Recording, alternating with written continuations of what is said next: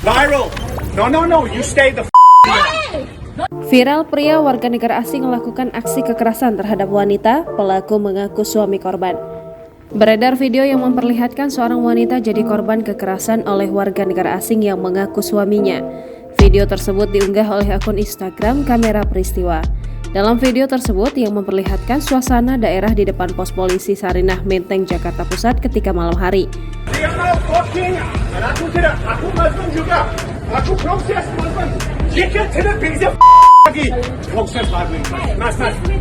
Suara seorang pria warga negara asing terdengar keras berteriak dan cekcok menggunakan bahasa Inggris bercampur Indonesia.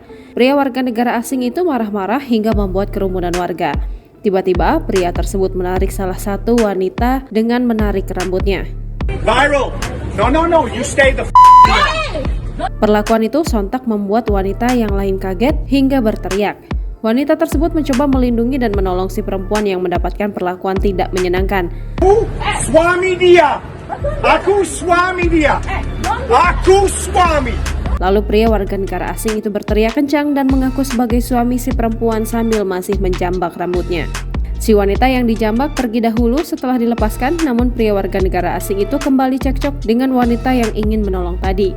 Sejumlah pria yang berada di lokasi pun hanya terdiam menyaksikan kejadian itu. Kejadian itu pun sontak mencuri perhatian warganet dan menuai beragam tanggapan di kolom komentar.